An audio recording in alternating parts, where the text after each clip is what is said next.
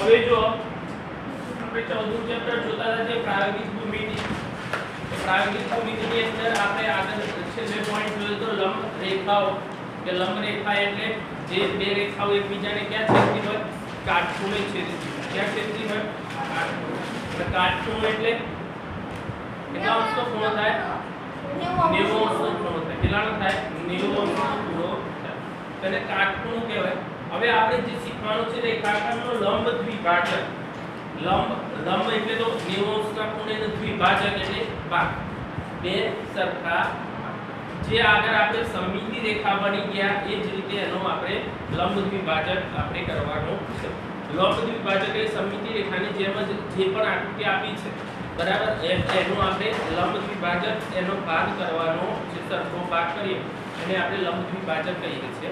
તો અહીંયા જે આપણે આકૃતિ આપી છે, દાખલા તરીકે જો અહીંયા રેખાખંડ દોરીએ છે, ત્યાં રેખાખંડ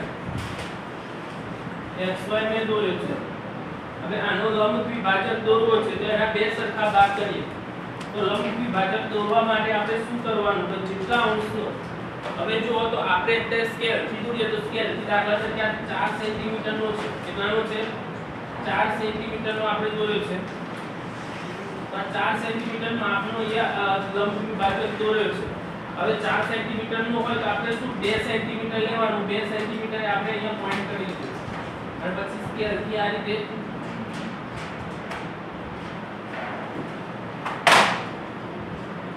અહીંયા લખીએ આપણે AB. તો આ AB એનો લંબ દ્વિભાજક થશે. કેવો થશે? લંબ દ્વિભાજક. એટલે અહીંયા થશે XY, રેખાખંડ XY નો લંબ દ્વિભાજક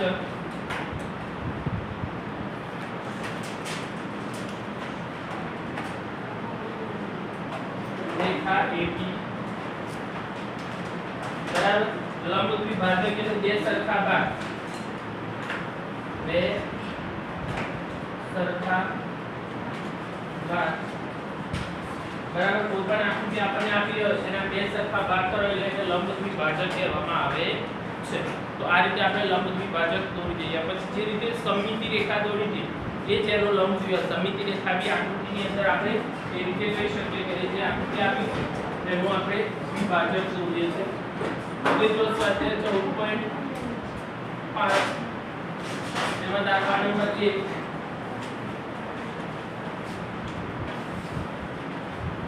આપણે હવે લંબ દ્વિભાજક જે દોરવાનો છે પરિકરની મદદથી દોરવાનો છે. શાનાથી દોરવાનો છે? પરિકરની મદદથી. કેવી રીતે દોરાય તે આપણે કે 7.3 સેમી લંબાઈનો AB દોરો. તેની સમમિતિનો અક્ષ નિશ્ચિત કરો. સમમિતિનો અક્ષ નિશ્ચિત કરો. સમમિતિનો મતલબ શું? એના બે સરખા ભાગ. જે રીતે લંબ દ્વિભાજક કરે એ જ રીતે એને આપણે બે સરખા ભાગ કહીએ છીએ. સમમિતિ રેખા દોરો એટલે એને બે સરખા ભાગ આપણે કરવા પડે. તો બે સરખા ભાગ કેવી રીતે આપણે કરી શકીએ છીએ એને આપણે જોઈએ તો આપણને ખબર પડે. તો તમારે સ્કેલ થી કેટલું લેવાનું?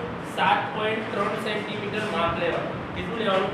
7.3 સેન્ટીમીટર નું અહીંયા એક રેખાખંડ દોરી દેવાનું. આ રીતે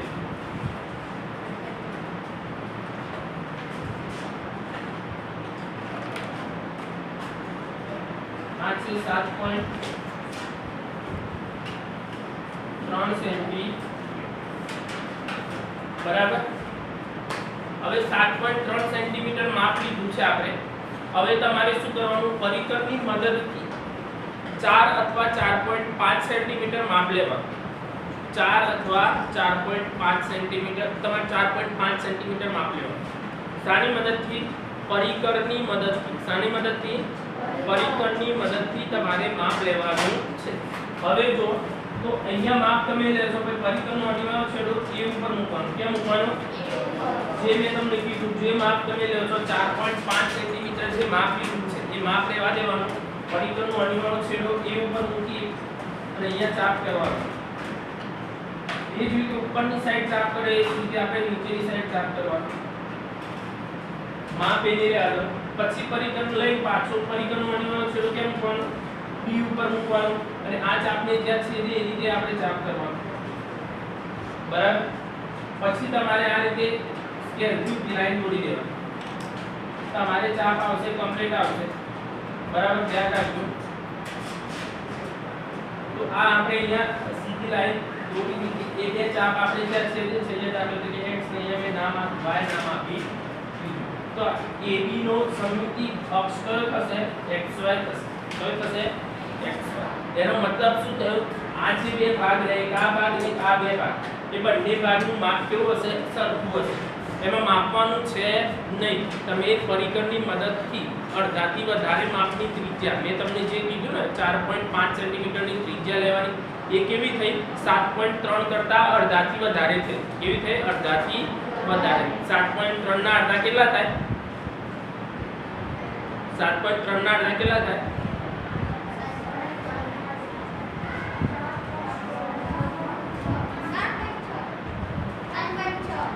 3.6 તો 36 તો 72 થયા ને તો એટલે 73 છે બરાબર એની આસપાસ થાય તો એની આસપાસ થાય એટલે આપણે મેં એટલા માટે તમને કીધું 4 સેન્ટીમીટર અથવા 4.5 સેન્ટીમીટર માપ લેવાનું તમારે અને પછી એને આ રીતે આકૃતિ એની અંદર થશે બરાબર ખબર પડી ગઈ એના પોઈન્ટ લખવા આપણે પોઈન્ટ આ રીતે લખવાના તો જે રીતે તો પહેલા આપણે લખી લઈએ 7.3 સેન્ટીમીટર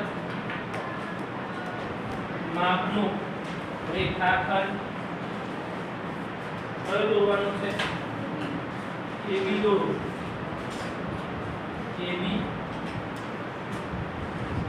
દોરો પછી જો શું લેવાનું તો AB કરતા AB ના માપના અડધાથી વધારે માપ લઈ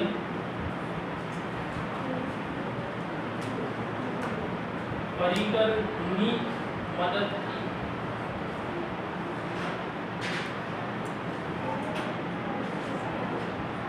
મદદથી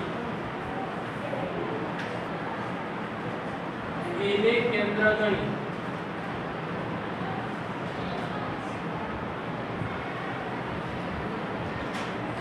ઉપરની બાજુ અને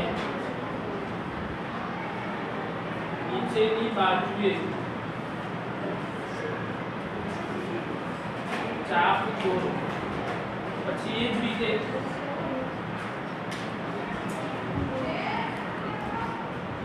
AB ના માપના અડધાથી વધારે માપ લઈ પરિકરની મદદથી ને કેન્દ્ર ગણી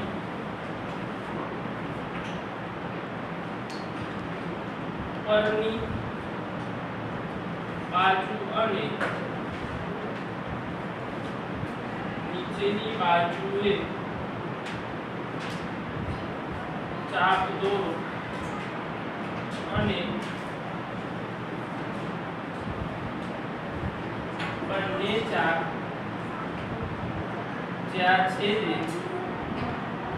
તેને x અને y નામ આપો માપપટ્ટી વડે રેખા xy દોરો આમ રેખાખંડ AB નો સમમિતિ અક્ષ કયો થશે રેખા xy કયો થશે રેખા xy આ રીતે તમારે એને ગોઠવવાનો થોડી નાખો છો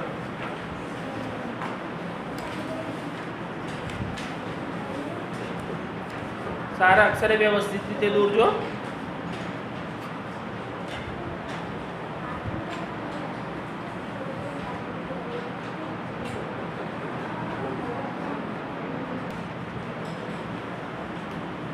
હવે જો દાખલા નંબર 3 બીજો જે મેં તમને કીધું છે તમે જાતે કરવાનું છે તમારે પહેલા નંબરના જેવો જ છે ખાલી તમારે બદલવાનું ક્યાં છે મેં તમને કીધું કે જ્યાં તમે મેં સમમિતિ અક્ષ લખ્યું હતું ત્યાં તમારે લંબ દ્વિભાજક લખવાનું શું લખવાનું છે લંબ દ્વિભાજક.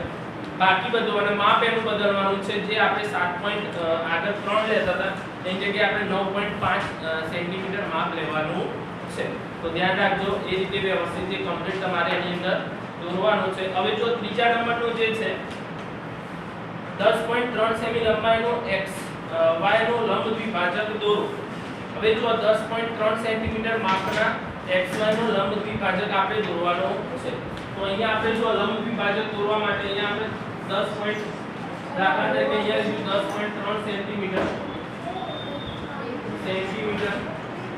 અહીંયા x અને અહીંયા બરાબર. તો આ માપ આપણે એની અંદર 10.3 સેન્ટીમીટર તમારે સ્કેલ થી માપ લેવાનું રહેશે. આ રીતનું દોરવાનું છે. હવે એનો લંબ દ્વિભાજક દોરવો છે એટલે આપણે શું કરવું પડે? તો આ 10.3 સેન્ટીમીટર છે, તો આપણે 6 સેન્ટીમીટર નો લેવાનો. કેટલાનો લેવાનો? હવે ફરીવાર તમારે 6 સેન્ટીમીટર માપ પરિકર અને પરિકરની મદદથી લેવાનું છે. પરિકરથી 6 સેન્ટીમીટર માપ લેવાનું અને પછી પરિકરનો અનિવાર્ય છેડો ક્યાં મૂકવાનો? x ઉપર મૂકવાનો. ક્યાં મૂકવાનો? x ઉપર મૂકવાનો. હવે x ઉપર મૂકી અને ઉપરની સાઈડ ચાપ કરો તો અહીંયા જ્યાં ચાપ આવતો હોય તમારે નીચેની સાઈડ ચાપ કરો. પછી એ જ માપ લઈ અહીંયા y ઉપર મૂકવાનો અનિવાર્ય છેડો. પછી અહીંયા ચાપ કરવાનો, બીજો ચાપ અહીંયા કરવાનો અને પછી આ રીતે સ્કેલથી તમારે ઊભો લાઈન દોરી દેવાની.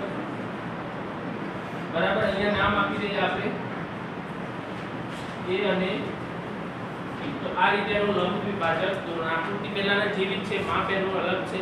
પછી લંબ દ્વિભાજકના જે પોઈન્ટ છે આપણે પોઈન્ટ થી લખી દેવાનો. તો અહીંયા પહેલો પોઈન્ટ આપણો તો શું લખવાનું છે? 10.3 સેન્ટીમીટર માપનો રેખાખંડ xy દોરો. હવે xy નો લંબ દ્વિભાજક પરિકરની મદદથી રેખા AB બેટા રેખાની અંદર લખી દીધું કે પરિકરની મદદથી આપણે લંબ દ્વિભાજક AB કેવી રીતે દોરવાનું છે મેં તમને શીખવા દીધું કે આ રીતે તમે દોરી શકાશે. હવે આપણે એનો લંબ દ્વિભાજક દોર્યા પછી એના પ્રશ્નો નીચે આપણને આપેલા છે. તો એની અંદર જો પહેલો આપણને શું આપેલો છે? દોરેલો લંબ દ્વિભાજક કોઈ બિંદુ P લો તો P x અને બરાબર py થાય છે કે કેમ તે ચકાસો. હવે જો અહીંયા દાખલા તરીકે આપણે બિંદુ P લઈએ. શું લઈએ? P બિંદુ લઈએ છે. તો એ P અહીંયા આપણને જે આપ્યું છે કે px અને py એ બરાબર એટલે કે સરખું થશે. સરખું થશે એનું માપ. આ P થી લઈને x સુધીનું માપ તમે માપો અને P થી લઈને y સુધીનું માપ માપો તો બંનેનું સરખું થશે. કેવું થશે? સરખું થશે. કેવું થશે? કેમ કે એ લંબ દ્વિભાજક છે. શું છે? લંબ એ આ બધા શું છે? લંબ દ્વિભાજક છે એટલે માપ સરખું થશે. તો અહીંયા આપણે લખી દેવાનું આ px બરાબર py બરાબર. પછી બીજું છે આપણને આપે છે પ્રશ્ન જો xy નું મધ્ય બિંદુ M હોય. xy નું મધ્ય બિંદુ એટલે અહીંયા આવે p ની જગ્યાએ M હોય. શું હોય? M આપણને આપેલો, p ની જગ્યાએ આપણે M મૂકીએ છે. મધ્ય બિંદુ એટલે વચ્ચે આવતું બિંદુ હોય. તો mx અને xy ની લંબાઈ વિશે તમે શું કહેશો? mx અને xy. જો ધ્યાન રાખો આ m અને x નું માપ કેટલું જે હશે એટલે xy નું માપ કેવું હશે એના કરતા. તો mx અને અહીંયા આપણને જે આપ્યું છે કે mx નું માપ તેની અંદર આપણે લખવું પડશે કે mx ના માપ કરતા xy નું માપ કેવું હશે? 2 ગણું. કેવું હશે? 2 ગણું એટલે શું? ડબલ હશે ને એનું માપ. આ mx નું માપ આપણે લઈએ દાખલા તરીકે આનું માપ જો 10 આ આનું 10.3 છે તો mh અડધો થશે એટલે 5.2 ની આસપાસ થશે 5.2 ની આસપાસ થશે તો 5.2 ની અંદર બંનેના માપ સરખા હોય એટલે એનું માપ એનાથી કેવું હોય 2 ગણું હશે તો આ રીતે આપણે એના પ્રશ્નોના જવાબ લખવાના છે પછી જો ચોથા નંબરનો 12.8 સેમી લંબાઈનો રેખાખંડ દોરો પરિકરનો ઉપયોગ કરીને તેને 4 સરખા ભાગમાં વહેંચો ખરેખર માપણી ચકાસો બરાબર હવે આપણે શું કરવાનું છે પરિકરની મદદથી આપણે એનો રેખાખંડ દોરવાનો છે 12.8 સેન્ટીમીટર તો તમારે સ્કેલની અંદર અમુકના સ્કેલ છે 12 સેન્ટીમીટરના જશે જોજો તો એનાથી પણ થોડું મોટું દોરવું પડશે તમારે 12.8 સેન્ટીમીટર 12 નું પૂરું કર્યા પછી તમારે 8 સેન્ટીમીટર બીજું 0.8 લેવું પડશે તો 12.8 સેન્ટીમીટર લંબાઈનું રેખાખંડ આપણે દોરવાનું છે તો આ રીતે દાખલા તરીકે રેખાખંડ અહીંયા આવી રીતે થાય છે એનું નામ આપી દઈએ આપણે AD શું નામ આપી દીધું હવે એના આપણે શું કરવાના છે 4 સરખા ભાગ કરવાના છે શું કરવાનું છે 4 સરખા ભાગ તો 4 સરખા ભાગ કરવાના છે એનો મતલબ શું તો હવે આપણે AD નું માપ લઈ લીધું હવે તમારે પરિકરની મદદથી શું કરવાનું છે 12.8 ના અડધા કેટલા થશે 12.8 ના અડધા 6.4 કેટલા થશે 6.4 તો આપણે માપ કેટલું લેશું 7 સેન્ટીમીટર અથવા 7.5 સેન્ટીમીટર તો તમારે 7.5 સેન્ટીમીટર માપ લેવાનું કેટલું લેવાનું 7.5 સેન્ટીમીટર તમારે માપ લેવાનું પછી પરિકરનું અણીવાળું છેડું ક્યાં મૂકવાનું એ ઉપર ક્યાં મૂકવાનું એ ઉપર મૂકવાનું અને પછી આપણે અહીંયા ચાપ કરીશું આ ઉપરની સાઈડ અહીંયા પછી ડી ઉપર મૂકીને એમાં પણ એ જ રીતે કરીશું પછી આ રીતે બંને ચાપને જોડી દેશું આપણે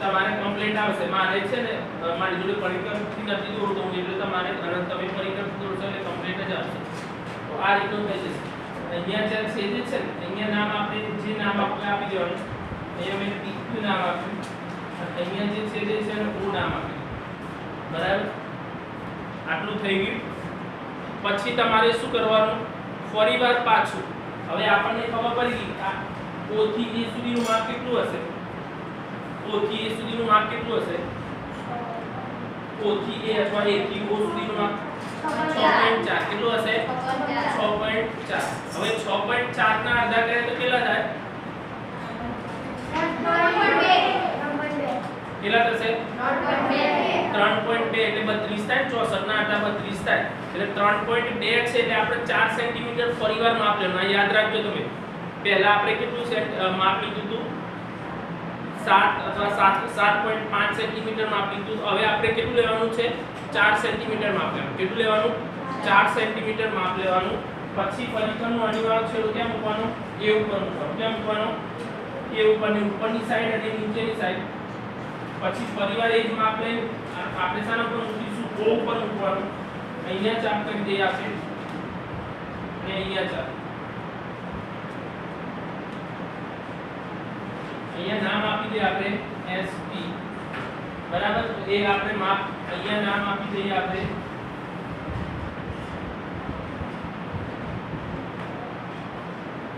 ઈ નામ આપી દીધું બરાબર પછી પાછું એટલે માપ રહેવાનું માપ બદલવાનું છે ને કેટલું માપ લીધું છે આપણે 4 સેન્ટીમીટર કેટલું લીધું છે 4 સેન્ટીમીટર ફરીવાર પાછો O ઉપર પરિકરનું અણીવાળું છેડું મૂકવાનું અહીંયા ચાપ કરી દેવાનું અહીંયા ચાપ પછી D ઉપર મૂકીને અહીંયા ચાપ કરી દેવાનું અને અહીંયા ચાપ કરી દેવાનું બરાબર અહીંયા નામ આપણે આપી દઈશું x અને y અને અહીંયા નામ આપી દઈશું આપણે આ રીતની આકૃતિ થશે દરેકનું માપ કેટલું થશે A થી E નું માપ કેટલું થશે બોલો કેટલું થશે 3.2 કેટલું થશે 3.2 A થી E નું માપ 3.2 E થી O નું માપ દરેકનું માપ કેટલું થશે 3.2 3.2 ચારે ચારનું માપ કેટલું થશે 3.2 નું માપ થશે એટલે અહીંયા આપણે શું કીધું તમારે ત્યાં સ્કેલનો ઉપયોગ ન કરવાનો ધ્યાન રાખજો માપ તો એને ઓટોમેટિક તમારું માપ જો પરિકરથી તમે સાચું માપ લઈને દોર્યું હશે તો ઓટોમેટિક આ માપ બધાના 3.2 સેન્ટીમીટર થશે. આ ધ્યાન રાખજો તમે. હવે એની અંદર જો તો તેના 4 સરખા ભાગ વહેંચો, દરેક ભાગ માપની ચકાસણી કરો. દરેક ભાગની આપણે ચકાસણી કરીએ છીએ તો બધાના માપ કેવા થશે? સરખા થશે. કેવા થશે? સરખાયેલા માપ થશે. કે આખું જે માપ છે એ 12.8 સેન્ટીમીટર છે અને દરેકનું માપ કેટલું થશે? 3.2 સેન્ટીમીટર. 3.2 સેન્ટીમીટર.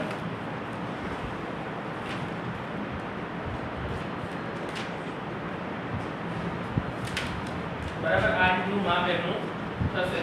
હવે જો આપણે એની અંદર જે પોઈન્ટ લખવાના છે એટલે કે માપ આપણે તો 4 સરખા ભાગ આપણે કર્યા છે. હવે 4 સરખા ભાગની અંદર દરેક ભાગનું માપ સરખું થશે. તો જેમાં જે પ્રમાણે આપણે દોરીએ છે એ પ્રમાણે અહીંયા લખી દેવાનું છે. હવે જો આપણે અહીંયા શું કર્યું, પહેલા 12.8 સેમી માપનો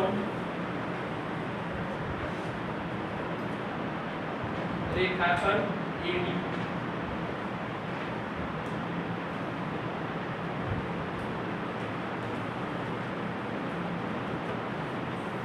જેનો લંબ દ્વિભાજક શું કયો દોર્યો છે? PQ. રેખા PQ દોરો.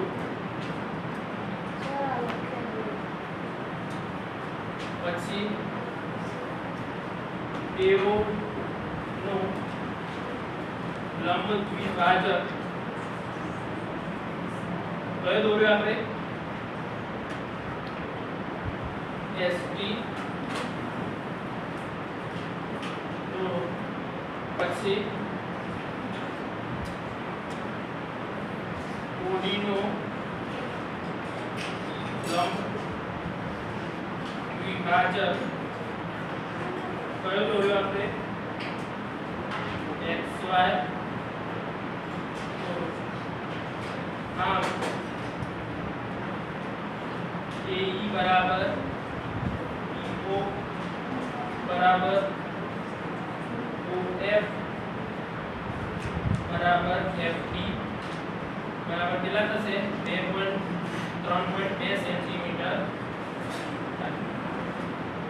પડી ગઈ ખબર? આ રીતે તમારે એને દોરવાનો. લખી દો. ચલો.